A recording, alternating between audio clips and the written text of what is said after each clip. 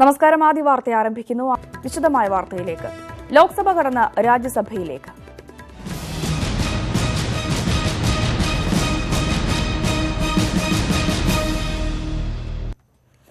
സാമ്പത്തിക സംവരണ ബിൽ ഇന്ന് രാജ്യസഭയിൽ അവതരിപ്പിക്കും. വിമർശനങ്ങൾക്കും പ്രതിപക്ഷ വിയോജിപ്പുകൾക്കുമിടെ ബിൽ ഇന്നലെ ലോക്സഭ പാസാക്കിയിരുന്നു. 3-നെതിരെ 323 വോട്ടുകൾക്കാണ് ബിൽ ലോക്സഭയിൽ പാസായത്. ആശങ്കകൾക്കും പ്രതിഷേധങ്ങൾക്കും വിരാമമിട്ടാണ് മുന്നോക്ക സമുദായത്തിലെ പിന്നോക്കക്കാർക്ക് 10% സാമ്പത്തിക സംവരണം ഏർപ്പെടുത്തുന്ന ബിൽ ലോക്സഭ പാസാക്കിയത്. അണ്ണാ DMK വോട്ടെടുപ്പ് ബഹിഷ്കരിച്ചപ്പോൾ ആകെയുണ്ടായിരുന്ന 326 അംഗങ്ങളിൽ 323 പേർ സംവരണ ബില്ലിന് അനുകൂലമായി വോട്ട് ചെയ്തു. കേരളത്തിൽ നിന്നുള്ള 2 മുസ്ലിം ലീഗ് അംഗങ്ങളായ PK കുഞ്ഞാലിക്കുട്ടിയും ET മുഹമ്മദ് ബഷീറും മജ്ലിസി ഇത്തിഹാദുൽ മുസ്ലിം നേതാവ് അസാദുദ്ദീൻ ഒവൈസിയുമാണ് ബില്ലിനെ എതിർത്ത് വോട്ട് ചെയ്തത്. ബിൽ പിൻവലിക്കണമെന്ന് ചർച്ചയിൽ ET മുഹമ്മദ് ബഷീർ MP ആവശ്യപ്പെട്ടിരുന്നു. ബിൽ ചർച്ചയ്ക്ക് വരുന്നതിന് മുമ്പും ചർച്ചയിലും ശക്തമായ പ്രതിഷേധം ഉയർത്തിയ കോൺഗ്രസും ഇടതുപക്ഷവും വോട്ടെടുപ്പിൽ സർക്കാരിന് അനുകൂലമായി നിലപാടെടുത്തു. ബിൽ സംയുക്ത പാർലമെന്ററി സമിതിക്ക് വിടണമെന്ന് ചർച്ചയിൽ പ്രതിപക്ഷ പാർട്ടികൾ ആവശ്യപ്പെട്ടിരുന്നു.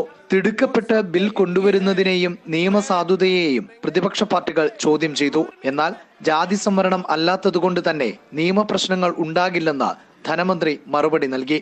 50% राज्यों की भी स्वीकृति इसके लिए चाहिए होगी. अगर संविधान की जो संशोधन करने की धारा है आर्टिकल 368 उसको पढ़ ले तो जो पार्ट 3 जिसमें फंडामेंटल राइट्स हैं उसके संशोधन के लिए राज्यों में जाने की आवश्यकता नहीं. ശക്തമായ എതിർപ്പുകൾ നിലനിൽക്കെ വോട്ടെടുപ്പിൽ പ്രതിപക്ഷ പാർട്ടികൾ ബില്ലിനെ അനുകൂലിച്ചത് കേന്ദ്ര സർക്കാരിനെ സംബന്ധിച്ച് ഏറ്റവും നിർണായകമായ വിജയങ്ങളിൽ ഒന്നായി മാറി. എന്നാൽ തെരഞ്ഞെടുപ്പ് അടുത്തിരിക്കെ ബില്ലിനെതിരെ പ്രത്യക്ഷ നിലപാടെടുത്താൽ തിരിച്ചടിയാകും എന്നുള്ള വിലയിരുത്തലാണ് വോട്ടെടുപ്പിൽ പ്രതിഫലിച്ചത്. ബില്ലിനെ എതിർത്ത് പോളിറ്റ് ബ്യൂറോ നിലപാടെടുത്ത ശേഷം ആയിരുന്നു CPIM-ന്റെ അനുകൂല വോട്ടിംഗ്. സംവരണം മറ്റു വിഭാഗങ്ങളിലേക്ക് വ്യാപിപ്പിക്കുമെന്ന വാഗ്ദാനം BSP അടക്കമുള്ള പാർട്ടികളെ അനുകൂലമായി ചിന്തിക്കാൻ പ്രേരിപ്പിച്ചത് രാജ്യസഭയിലും സർക്കാരിന് ആത്മവിശ്വാസം നൽകും. രാജ്യസഭയിൽ NDAക്ക് 89 അംഗങ്ങളാണുള്ളത്. UPAക്ക് 112. ഇരുപക്ഷത്തുമല്ലാത്ത 39 MPമാരുമുണ്ട്. അണ്ണാ DMK ലോക്സഭയിലേതുപോലെ രാജ്യസഭയിലും വോട്ടെടുപ്പ് ബഹിഷ്കരിക്കും. മറ്റു പാർട്ടികൾക്ക് രാഷ്ട്രീയ വിയോജിപ്പുണ്ടെങ്കിലും വോട്ടെടുപ്പിൽ ബില്ലിന് പിന്തുണ ലഭിക്കുമെന്ന പ്രതീക്ഷയിലാണ് കേന്ദ്ര സർക്കാർ. KP Abhilash, news 18, Delhi. പണിമുടക്ക് തുടരുന്നു.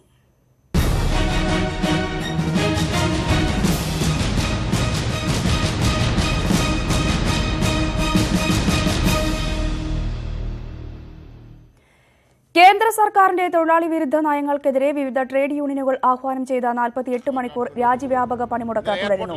ഡൽഹി അടക്കം വൻ നഗരങ്ങളിലെ വ്യാവസായിക മേഖലകളിൽ തൊഴിലാളികൾ പണിമുടക്കിൽ പങ്കെടുക്കുന്നു. മിക്ക സംസ്ഥാനങ്ങളിലും തീവണ്ടി റോഡ് ഗതാഗതം തടസ്സപ്പെട്ടു.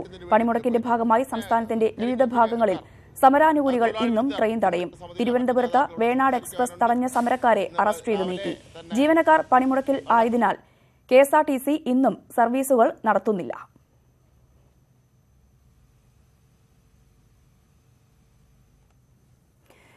വിവരങ്ങളുമായി തിരുവനന്തപുരത്ത് നിന്ന് ഉമേഷും കൊച്ചിയിൽ നിന്ന് ഡാനി പോളും കോഴിക്കോട് നിന്ന് പ്രദീപ് നാരായണനും ചേരുന്നു. ആദ്യം ഉമേഷിലേക്ക് പോവുകയാണെങ്കിൽ, ഉമേഷ്, ഇന്നലെ തിരുവനന്തപുരത്ത് വ്യാപകമായി ട്രെയിൻ തടയുന്ന ഒരു സാഹചര്യമാണ് ഉണ്ടായത്. ഇന്നും ഇന്നലത്തേന് സമാനമായ സാഹചര്യം തന്നെയാണോ തലസ്ഥാനത്ത് കാണാൻ സാധിക്കുന്നത്? ഏറ്റവും പുതിയ വിശദാംശങ്ങൾ എങ്ങനെയാണ്?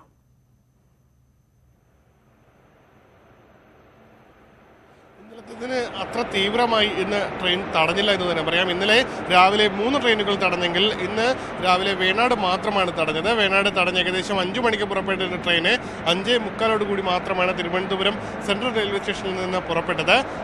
മറ്റു ട്രെയിനുകളൊന്നും തടയാൻ പ്രതിഷേധക്കാർ തയ്യാറായില്ല. അതിനു മുൻപ് തന്നെ ഇവരെ അറസ്റ്റ് ചെയ്ത് നീക്കി.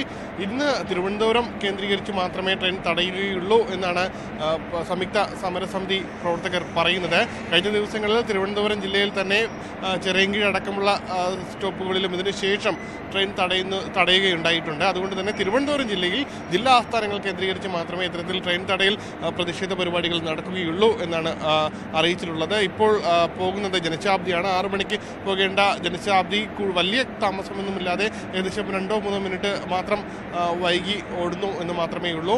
ഇതിനു ശേഷം പിന്നാലെ പരശുറാം എക്സ്പ്രസും രത്നസാഗർ എക്സ്പ്രസും പോകാനുണ്ട്. അവയും ഇപ്പോഴത്തെ സമയക്രമം പ്രകാരമാണെങ്കിൽ ട്രെയിൻ തടഞ്ഞില്ലെങ്കിൽ കൃത്യസമയത്ത് ട്രെയിൻ സർവീസ് ആരംഭിക്കും എന്ന് തന്നെയാണ് അറിയാൻ കഴിയുന്നത്. സ്വാഭാവികമായി ഒരു ട്രെയിൻ വയനാട് ഏകദേശം 45 മിനിറ്റോളം വയനാട് താമസിച്ച സാഹചര്യത്തിൽ ഇതിന് പിന്നാലെയുള്ള മറ്റു ട്രെയിനുകളും ആ ഒരേ ട്രാക്കിലൂടെ പോകേണ്ട സാഹചര്യത്തിൽ അതിന് ഒരു പക്ഷേ ചെറിയ കാലതാമസം ഉണ്ടായേക്കാം. പക്ഷേ തടയില്ല എങ്കിൽ കൃത്യമായി സർവീസ് നടത്തുമെന്ന് തന്നെയാണ് റെയിൽവേ അധികൃതരും അറിയിച്ചിട്ടുള്ളത്.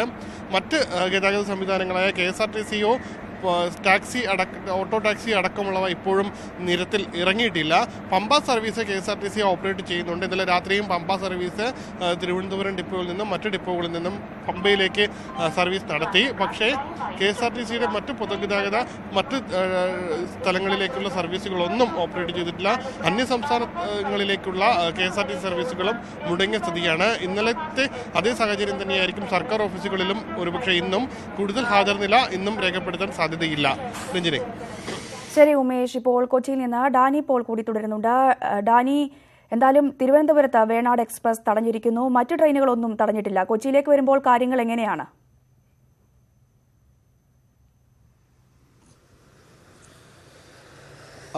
രഞ്ജിനി, കൊച്ചിയിലെ സ്ഥിതി മറിച്ചല്ല. കാരണം കഴിഞ്ഞ ദിവസം തന്നെയും വ്യവസായ നഗരം കൂടിയാണെങ്കിലും സമരത്തിൽ, അതുകൊണ്ട് തന്നെ കൂടുതലായും തൊഴിലാളികളുടെ ഒരു പ്രാതിനിധ്യ സ്വഭാവമുണ്ട്.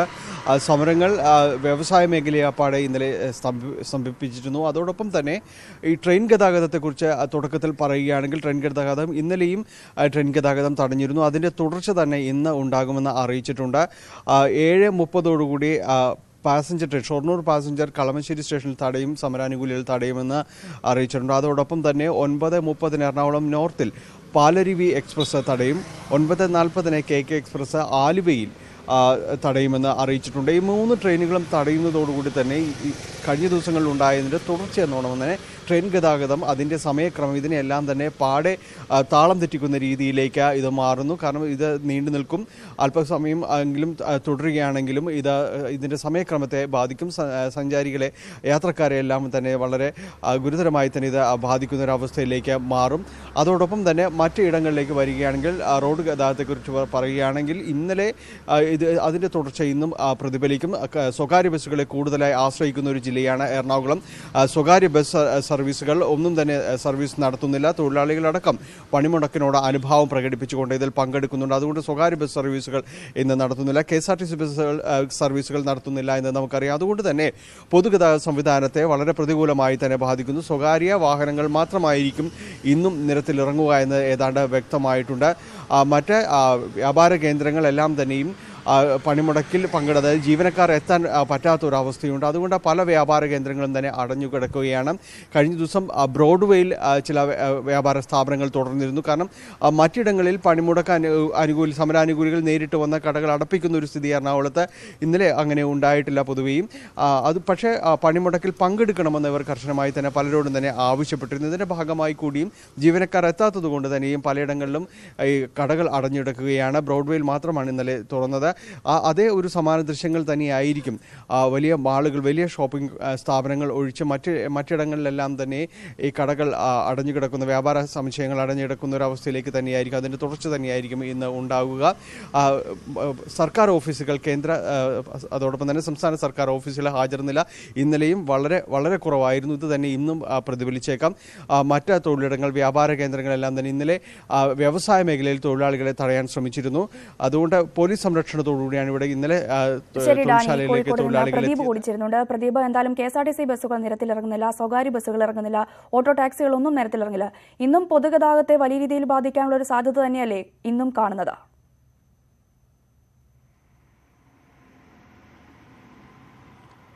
രഞ്ജിനി, അങ്ങനെ തന്നെ പറയേണ്ടി വരും. ഈ പണിമുടക്ക് ആദ്യ 30 മണിക്കൂർ പിന്നിടുമ്പോൾ ഇന്നലത്തെ ഒരു സമാനമാണ് അവസ്ഥ. പൊതുഗതാഗത സംവിധാനങ്ങളൊന്നും തന്നെയും പ്രവർത്തിക്കുന്നില്ല. പൂർണ്ണമായും നിശ്ചലമായ ഒരു സ്ഥിതിയാണ്. ചുരുക്കം ചില ഓട്ടോകൾ മാത്രമാണ്, അതായത് BMS ആണ് ഈ പണിമുടക്കിൽ പങ്കെടുക്കാതിരിക്കുന്നത്. ഈ സംഘടനയിൽപ്പെട്ട ഡ്രൈവർമാരുടെ ഓട്ടോകൾ മാത്രമാണ് ഇന്നലെ നിരത്തിലുണ്ടായിരുന്നത്. സമാനമായിരിക്കും ഇന്നത്തെയും അവസ്ഥ. ട്രെയിൻ ഗതാഗതത്തെക്കുറിച്ച് പറയുകയാണെങ്കിൽ ഇന്നലെ മംഗലാപുരത്ത് നിന്നും ഷൊർണൂർ ഭാഗത്തേക്കുള്ള രാവിലെ 11 മണി വരെയുള്ള ട്രെയിനുകളാണ് കൂടുതലായും തടഞ്ഞത്. ഏറ്റവും കൂടുതൽ ട്രെയിൻ തടയപ്പെട്ടത് കണ്ണൂർ ജില്ലയിലാണ്. പയ്യന്നൂർ, കണ്ണപുരം തുടങ്ങിയ ഇടങ്ങളിലൊക്കെ തന്നെയും ഒരു മണിക്കൂറിലേറെ സമയം ഓരോ ട്രെയിനും പിടിച്ചിടുന്ന ഒരു സ്ഥിതി ഉണ്ടായിരുന്നു. ഇത് യാത്രക്കാരെ ഏറെ വലയ്ക്കുകയും ചെയ്തിരുന്നു. കാരണം സാധാരണ പണിമുടക്കിൽ റോഡ് ഗതാഗതം തടസ്സപ്പെടുമെങ്കിലും ട്രെയിൻ ഗതാഗതം ഇത്ര കണ്ട് തടസ്സപ്പെടുന്ന ഒരു സ്ഥിതി ഉണ്ടായിരുന്നില്ല. എന്നാൽ ഇത് നേരെ മറിച്ചായിരുന്നു ഇന്നലത്തെ കാര്യങ്ങൾ. സമാനമായിരിക്കും ഇന്നത്തെയും അവസ്ഥ. ഇന്നലെ ഈ ട്രെയിൻ ഗതാഗതം തടഞ്ഞപ്പോൾ തന്നെയും കോഴിക്കോട്, കണ്ണൂർ, കാസർഗോഡ് ജില്ലകളെക്കുറിച്ച് പറയുമ്പോൾ സർക്കാർ ജീവനക്കാരിൽ കൂടുതൽ ആളുകളും ആശ്രയിക്കുന്നത് ട്രെയിൻ മാർഗമാണ് അവർ ഓഫീസിലേക്ക് വരുന്നത്. ഇന്നലെ ഈ ട്രെയിൻ ഗതാഗതം വൈകിയത് കൊണ്ട് തന്നെയും അവർക്ക് പലർക്കും കൃത്യസമയത്ത് ഓഫീസിലെത്താൻ പറ്റിയിരുന്നില്ല. അപ്പോഴും ഓഫീസിലെ ഹാജർ നിലയും വളരെ കുറവായിരുന്നു. എടുത്തു പറയേണ്ടുന്ന ഒരു കാര്യം, വ്യാപാര സ്ഥാപനങ്ങൾ ഭൂരിഭാഗവും കോഴിക്കോട് ജില്ലയിൽ ഇന്നലെ തുറന്നിരുന്നു. എങ്കിൽ കൂടിയും ജനങ്ങൾ എത്താത്തത് കൊണ്ട് തന്നെയും അതിൻ്റെ വലിയൊരു വ്യാപാര നഷ്ടം ഇന്നലെ ഉണ്ടായി എന്നാണ് വ്യാപാരി സംഘടനകളിൽ നിന്നും നമുക്ക് ലഭിക്കുന്ന വിവരം. ഇന്നും സമാനമായ ഒരു സ്ഥിതിയായിരിക്കും. നേരത്തെ തന്നെ വ്യാപാരികൾ ഹർത്താൽ, പണിമുടക്ക് തുടങ്ങിയവയിൽ നിന്നും വ്യാപാര സ്ഥാപനങ്ങളെ ഒഴിവാക്കണമെന്നൊരു ആവശ്യം കോഴിക്കോട് ജില്ലയിൽ നിന്നാണ് ഏറ്റവും കൂടുതൽ ശക്തമായ ഒരു ആവശ്യം ഉയർന്നത്. ഇതിൻ്റെ ഭാഗമായിട്ടാണ് വ്യാപാര സ്ഥാപനങ്ങൾ തുറക്കുമെന്ന് പ്രഖ്യാപിച്ചതും. SM സ്ട്രീറ്റ് ഉൾപ്പെടെയുള്ള സ്ഥലങ്ങളിലൊക്കെ തന്നെ മുഴുവൻ വ്യാപാര സ്ഥാപനങ്ങളും ഇന്നലെ തുറന്നു പ്രവർത്തിച്ചിരുന്നു. എങ്കിൽ കൂടിയും ജനങ്ങൾ എത്താത്തത് ഈ വ്യാപാരികളെയൊക്കെ തന്നെയും സാരമായി ബാധിച്ചു എന്ന് പറയാം. ഹോട്ടൽ ശൃംഖലകൾ തുറക്കുമെന്ന് പ്രഖ്യാപിച്ചിട്ടുണ്ടെങ്കിലും ചുരുക്കം ചില ഹോട്ടലുകൾ മാത്രമാണ് ഇന്നലെയും തുറന്നത്. ഇന്നും അങ്ങനെ തന്നെയായിരിക്കും. കാരണം കച്ചവടം ഇവരെയും ഏറെ ബാധിച്ചിട്ടുണ്ട്. എന്തായാലും പൊതുപണിമുടക്ക് 30 മണിക്കൂർ പിന്നിടുമ്പോൾ അത് ജനങ്ങളെ സാരമായി ബാധിച്ചു എന്ന് തന്നെ പറയാം. വിശദാംശങ്ങളാണ് തിരുവനന്തപുരത്ത് നിന്ന് ഉമേഷും കൊച്ചിയിൽ നിന്ന് ഡാനിയും കോഴിക്കോട് നിന്ന് പ്രദീപും നൽകിയത്. മറ്റു വാർത്തകളിലേക്ക് വരുമ്പോൾ KPCC പുനഃസംഘടനയിൽ അന്തിമ തീരുമാനം ഇന്നുണ്ടാകും. ലോക്സഭാ തെരഞ്ഞെടുപ്പിന് മുൻപ് സമ്പൂർണ്ണ അഴിച്ചുപണി ഉണ്ടാകില്ല. നിലവിലെ ഭാരവാഹികളിൽ ഭൂരിഭാഗവും തുടരും. AICC ജനറൽ സെക്രട്ടറി മുകുൾ വാസ്നിക്കുമായി KPCC അധ്യക്ഷൻ മുല്ലപ്പള്ളി രാമചന്ദ്രനും പ്രതിപക്ഷ നേതാവ് രമേശ് ചെന്നിത്തലയും കൂടിക്കാഴ്ച നടത്തും. KPCC പ്രസിഡന്റിന് താൽപര്യമുള്ള ചിലരെ കൂടി ഉൾപ്പെടുത്തി തൽക്കാലം പുനഃസംഘടന എന്നതിനോടാണ് AI ഗ്രൂപ്പുകൾക്ക് യോജിപ്പ്. ലോക്സഭാ തെരഞ്ഞെടുപ്പ് അടുത്തിരിക്കുന്നതിനാൽ സമ്പൂർണ്ണ അഴിച്ചുപണി അപ്രായോഗികമെന്നാണ് ഇരു ഗ്രൂപ്പുകളുടെയും നിലപാട്. അതുകൊണ്ട് തന്നെ നിലവിലെ 12 ജനറൽ സെക്രട്ടറിമാരിൽ കാര്യമായ മാറ്റമുണ്ടാകില്ല. വർക്കിംഗ് പ്രസിഡന്റുമാരുള്ളതിനാൽ ഉപാധ്യക്ഷന്മാരെ നിയമിക്കാൻ കഴിയില്ല. പുതുതായി 3 ജനറൽ സെക്രട്ടറിമാരെ കൂടി നിയമിക്കും. നിലവിലെ 30ഓളം സെക്രട്ടറിമാരിൽ ഭൂരിഭാഗം പേരും തുടരും. പ്രവർത്തന മികവില്ലാത്തവരെ ഒഴിവാക്കും. മുൻ DCC പ്രസിഡന്റുമാർക്ക് അവസരം ലഭിച്ചേക്കും. KPCC അധ്യക്ഷൻ മുല്ലപ്പള്ളി രാമചന്ദ്രൻ, പ്രതിപക്ഷ നേതാവ് രമേശ് ചെന്നിത്തല, ഉമ്മൻചാണ്ടി എന്നിവർ രാവിലെ ചർച്ച നടത്തി ഭാരവാഹികളുടെ കാര്യത്തിൽ ധാരണയിലെത്തും. തുടർന്ന് മുല്ലപ്പള്ളിയും ചെന്നിത്തലയും AICC ജനറൽ സെക്രട്ടറി മുകുൾ വാസ്നിക്കുമായി കൂടിക്കാഴ്ച നടത്തി ഭാരവാഹികളെ അന്തിമമായി തീരുമാനിക്കും. രാഹുൽ ഗാന്ധിയുടെ അംഗീകാരത്തോടെ ജനറൽ സെക്രട്ടറിമാരെയും സംസ്ഥാനത്ത് പ്രഖ്യാപിക്കാനാണ് നീക്കം. ന്യൂസ് 18 ഡൽഹി. കേന്ദ്രത്തിൽ അധികാരത്തിൽ എത്തിയാൽ വിദേശത്ത് മരിക്കുന്ന ഇന്ത്യക്കാരുടെ മൃതദേഹം സൗജന്യമായി നാട്ടിലെത്തിക്കുമെന്ന പ്രഖ്യാപനത്തിനൊരുങ്ങി കോൺഗ്രസ്. ലോക്സഭാ തെരഞ്ഞെടുപ്പ് പ്രകടന പത്രികയിൽ വാഗ്ദാനം ഉൾപ്പെടുത്താനാണ് നീക്കം. ഗൾഫ് സന്ദർശന വേളയിൽ രാഹുൽ ഗാന്ധി ഇക്കാര്യം പ്രഖ്യാപിച്ചേക്കും. വിദേശത്ത് മരിക്കുന്ന ഇന്ത്യക്കാരുടെ മൃതദേഹം നാട്ടിലെത്തിക്കുന്നതിനുള്ള നിരക്ക് ഏകീകരിച്ച് എയർ ഇന്ത്യ ഇറക്കിയ ഉത്തരവിനെതിരെ പ്രതിഷേധം ശക്തമാകുന്നതിനിടെയാണ് കോൺഗ്രസിന്റെ രാഷ്ട്രീയ നീക്കം. പ്രവാസി വോട്ടിന് സുപ്രീംകോടതി അനുകൂല നിലപാടെടുത്തതോടെ ലോക്സഭ ബിൽ പാസാക്കിയിരുന്നു. രാജ്യസഭയാണ് ഇനി അവശേഷിക്കുന്ന കടമ്പ.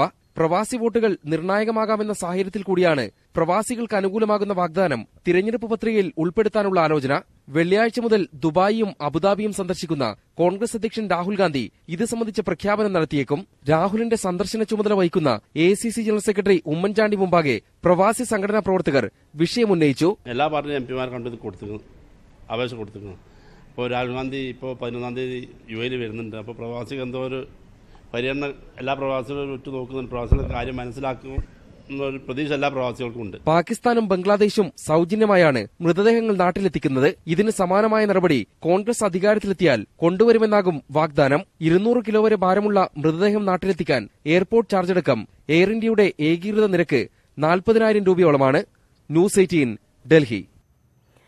നാഷണൽ സെക്യുലർ കോൺഫറൻസുമായി ലയിക്കുന്നതിന് INL പ്രവർത്തക സമിതി തീരുമാനം. PTA റഹീമും കാരാട്ട് റസാഖും CPM സ്വതന്ത്രരായി മത്സരിച്ചതിനാൽ INL നേതൃപദവികളിൽ ഉണ്ടാവില്ല. INLൽ ലയിക്കാൻ പാർട്ടി നേരത്തെ തീരുമാനിച്ചതാണ് എന്ന് PTA റഹീം MLA പ്രതികരിച്ചു. INL-ന് ഇടതുമുന്നണി പ്രവേശനം ലഭിച്ച സാഹചര്യത്തിലാണ് PTA റഹീം MLA ചെയർമാനായ നാഷണൽ സെക്യുലർ കോൺഫറൻസുമായുള്ള ലയന നീക്കം വേഗത്തിലായത്. ലയനത്തിന് INL സംസ്ഥാന പ്രവർത്തക സമിതി അംഗീകാരം നൽകി.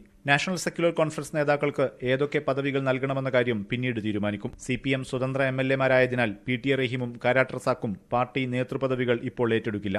ഇരുവരും പാർട്ടിയുമായി സഹകരിക്കുമെന്ന് INL സംസ്ഥാന പ്രസിഡന്റ് AP അബ്ദുൽ വഹാബ് അറിയിച്ചു. അഡ്വക്കേറ്റ് PTA റഹീം സാഹിബ് MLA അതിന്റെ ചെയർമാനാണ്. തീർച്ചയായിട്ടും അദ്ദേഹത്തിന് ഇപ്പോൾ നിലവിൽ അദ്ദേഹം CPIM-ന്റെ നിയമസഭാ കക്ഷിയിൽ അംഗമാണ്. അദ്ദേഹത്തിന് വേറൊരു പാർട്ടിയിൽ അംഗമാവാൻ നിവൃത്തിയില്ലല്ലോ. പക്ഷെ അദ്ദേഹത്തിന്റെ സഹകരണം നമ്മൾ തീർച്ചയായിട്ടും ഉപയോഗപ്പെടുത്തും. ലയനം ഉടൻ ഉണ്ടാകുമെന്നും PTA റഹീം MLA പ്രതികരിച്ചു. തീരുമാനത്തിൽ പോവല്ല. തീരുമാനം നേരത്തെ 6 മാസം മുമ്പേ അവർ LDF എടുത്താൽ ജയിക്കണം എന്നുള്ള തീരുമാനം നേരത്തെ എടുത്താണ്. അപ്പൊ അവരെ കഴിഞ്ഞ 22-ാം തീയതി അവർ ഡിക്ലെയർ ചെയ്തത്. Tanur MLA V Abdurahman national secular conference ടിക്കറ്റിലാണ് മത്സരിച്ചത്. എന്നാൽ അബ്ദുറഹ്മാൻ ലയനത്തിനൊപ്പം ഉണ്ടാകില്ല. ലയന സമ്മേളനം നടത്തി ശക്തി തെളിയിക്കാനാണ് ഇരു പാർട്ടികളുടെയും തീരുമാനം. ന്യൂസ് 18 കോഴിക്കോട്. നവകേരള നിർമ്മാണത്തിന് പ്രത്യേക പാക്കേജും ആശയങ്ങളുമായി സംസ്ഥാന ബജറ്റ് തയ്യാറാകുന്നു. നവോത്ഥാന മ്യൂസിയവും സ്ത്രീ ശാക്തീകരണ പദ്ധതികളും ബജറ്റിന്റെ പ്രധാന ആകർഷണമാകും. പ്രളയം കിഫ്ബിയെ മാന്യത്തിലാക്കിയെന്നും ധനമന്ത്രി തോമസ് ഐസക് ന്യൂസ് 18 പറഞ്ഞു. ജനുവരി 31-നാണ് സംസ്ഥാന ബജറ്റ്. പ്രളയാനന്തര കേരളത്തിന്റെ പുനർനിർമ്മാണത്തിനുള്ള നൂതന ആശയങ്ങളാകും തന്റെ 10ാമത്തെ ബജറ്റിന്റെ കാതലെന്ന് തോമസ് ഐസക്. പ്രധാന ഊന്നൽ കേരള പുനർനിർമ്മാണം തന്നെയായിരിക്കും. അതിൽ വലിയ തുകകൾ പറയലല്ല. തുകകളൊക്കെ ഒരുപക്ഷെ റീബിൽഡിൻ്റെ സ്കീമും ഒക്കെ വരുമ്പോഴാണ് വരത്തുള്ളതായിരിക്കും. ഒരു 10-20 ഐഡിയാസ് കേരളത്തെ വലിയ ചലനങ്ങൾ സൃഷ്ടിക്കാൻ പര്യാപ്തമായത്. അപ്പോൾ ഈ ബഡ്ജറ്റിലൂടെ മുന്നോട്ട് പോകും. പരിമിതമായ വിഭവങ്ങളെ ആശ്രയിച്ചും കേന്ദ്ര സർക്കാരിൽ അധികം പ്രതീക്ഷ വയ്ക്കാതെയുമാകും ബജറ്റ് തയ്യാറാക്കുക. GST വരുമാനത്തിൽ കുറവുണ്ടായതിനാൽ പ്രളയ സെസ്സിൽ നിന്ന് കാര്യമായ ഗുണം പ്രതീക്ഷിക്കുന്നില്ല. 1% ഇപ്പൊ സെസ് ഏർപ്പെടുത്താൻ തീരുമാനിച്ചു.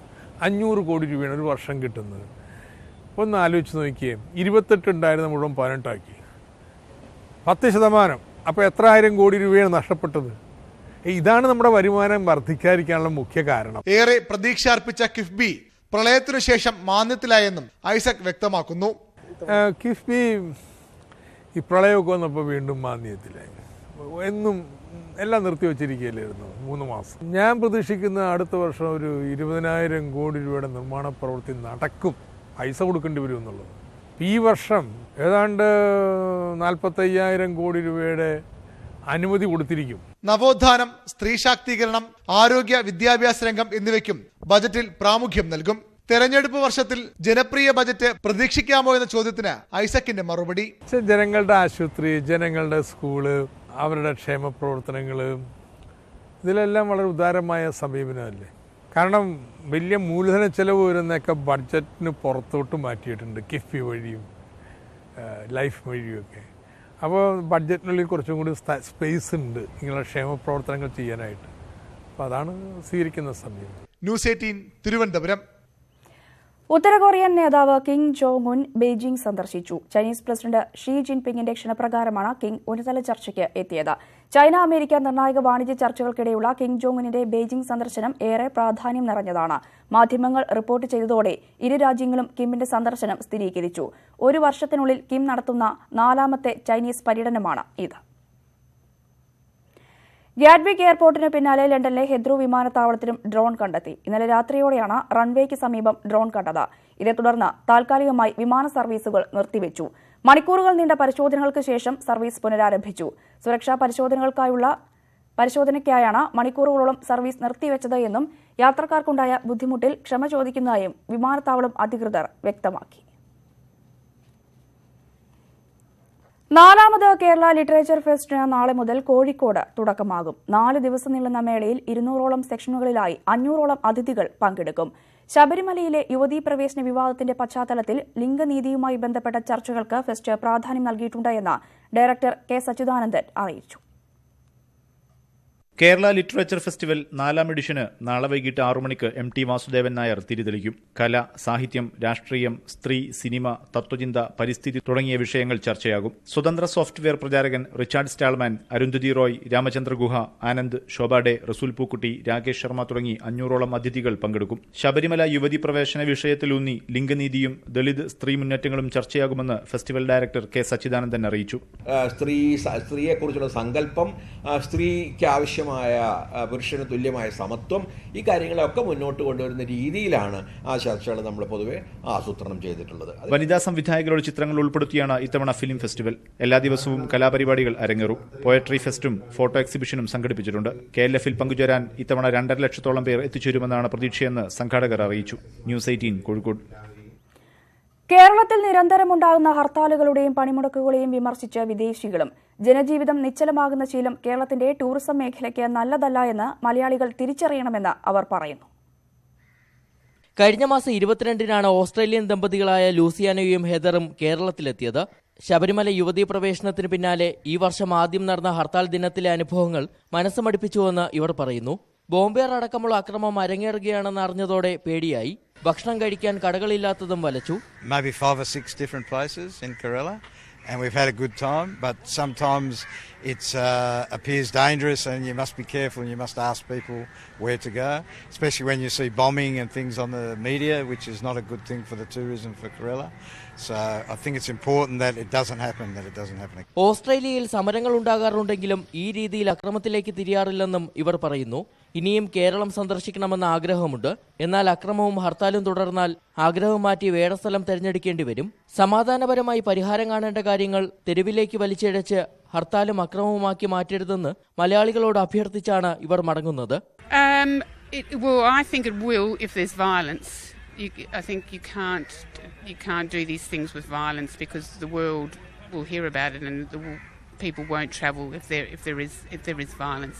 There's no need for violence. You can do things without being violent. Cameraman Manoj നാനാട്ടിലിനൊപ്പം SS ശരൺ, ന്യൂസ് 18 കൊച്ചി. ദുർഗന്ധം വമിക്കുന്ന അഴുക്കുചാലായി തലസ്ഥാനം എഴുതിത്തള്ളിയ പാർവതി പുതനാർ പഴയ പ്രതാപത്തിലേക്ക്. കോവളം മുതൽ ആക്കുളം വരെ മാലിന്യങ്ങൾ നീക്കി പദ്ധതിയുടെ ആദ്യഘട്ടം പൂർത്തിയായി. പുതനാറിലൂടെ ബോട്ടുകൾ ഓടുമെന്ന് മുഖ്യമന്ത്രി ഫേസ്ബുക്കിൽ കുറിച്ചതോടെ പ്രതീക്ഷയിലാണ് തീരവാസികൾ. പുത്തനാറ്റിന് ഇനിയൊരു മോചനം ഈ നാട്ടുകാർ പ്രതീക്ഷിച്ചതല്ല. പായലും പുല്ലും നിറഞ്ഞ് ഒഴുക്ക് നിലച്ച പാർവതി പുത്തനാറിന് പുതുരൂപം കൈവരികയാണ്. മാലിന്യങ്ങൾ നീക്കി പുനരുജ്ജീവന പദ്ധതിയുടെ ആദ്യഘട്ടം പൂർത്തിയാക്കിയെന്ന് മുഖ്യമന്ത്രി ഫേസ്ബുക്കിൽ കുറിച്ചു. നേരത്തെയും ഇപ്പോഴുമുള്ള പുത്തനാറിന്റെ ആകാശ ദൃശ്യമടക്കമാണ് മുഖ്യമന്ത്രിയുടെ പോസ്റ്റ്.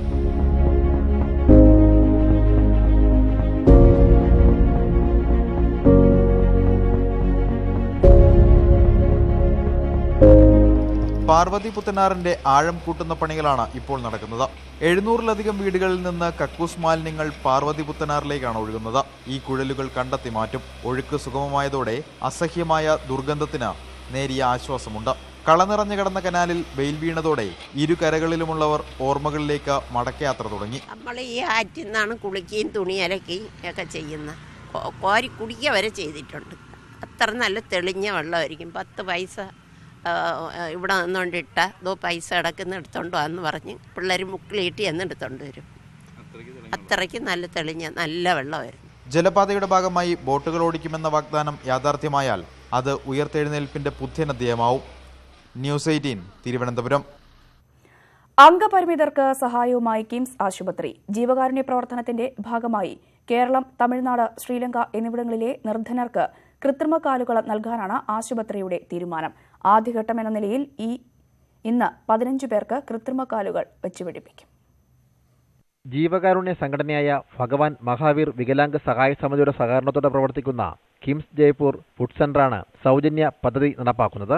കാൽമുട്ടിന് മുകളിലും താഴെയും മുറിച്ചു മാറ്റപ്പെട്ടവർക്ക് കൃത്രിമ കാലുകൾ സൗജന്യമായി നൽകും.